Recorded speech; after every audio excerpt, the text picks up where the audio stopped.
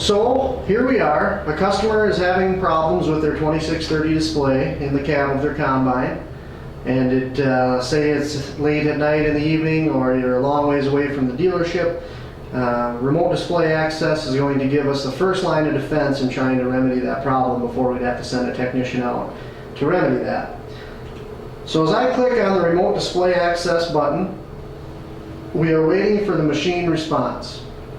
Now I've got my trusty assistant Josh in the cab of the combine right now, and in a minute here, as you can see, it says waiting for the machine to respond.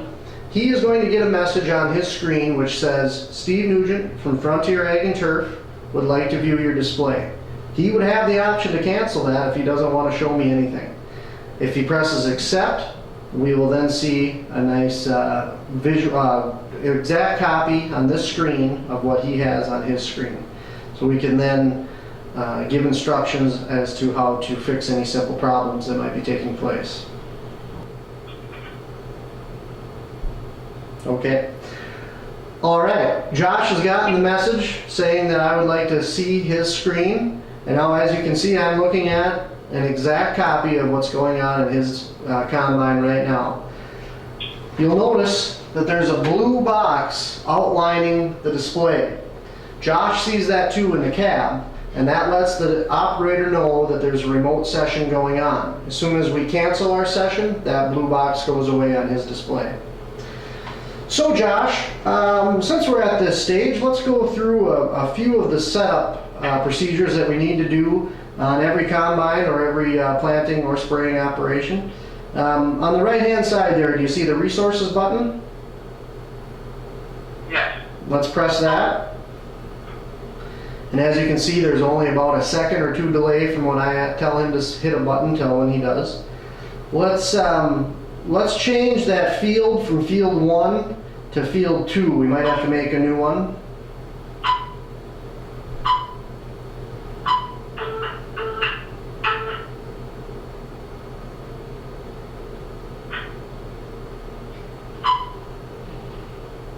Okay, so now we've changed to a different field name.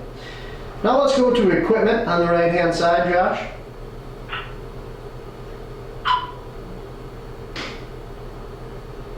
Now under equipment, on this as being a newer combine, it has already pre-populated the serial number of the machine, as you'll see here, and it has some measurements, but now we don't necessarily know if all the measurements are in there. So Josh, let's press change offsets in the middle of the screen.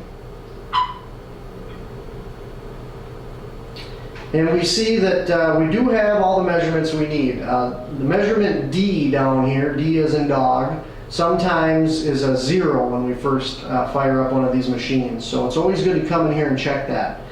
Just for a quick recap, measurement A is a lateral adjustment.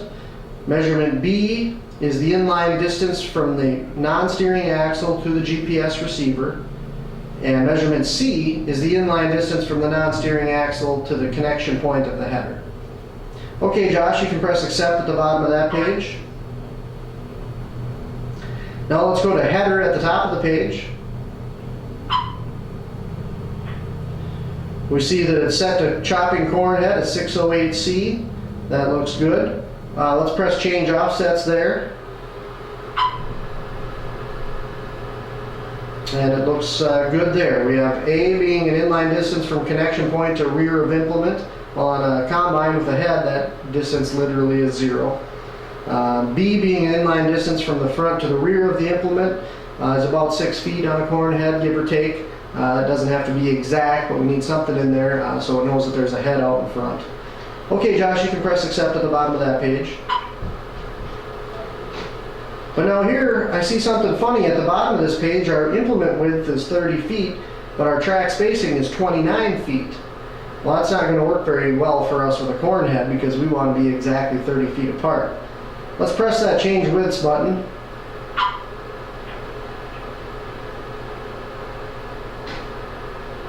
And now let's change track spacing from 29 to 30. So as you can see, talking a customer through a problem or a setup issue is much easier when you're dealing with remote display access, and the same thing goes for your hired persons on the farm, on the operation, or anybody that may be operating your equipment. Okay, Josh, you can press accept there. Looks good. Let's go down to the document button on the right hand side below equipment. And we see that we have a harvest tab on the top and the new tab. We just want those two up there. If we have more tabs than that, the system is not going to record your grain, not going to record your yield, because we're telling it too many things at once. So we just want to have harvest up there.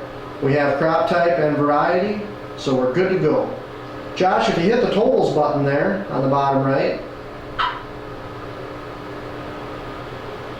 looks good. We have all zeros and we're ready to start harvesting. If we haven't set something up correctly, this screen is going to give us a warning that says we have to set up client farm field to view our totals. So as long as the total screen has a bunch of zeros on it, it means we're ready to go harvesting.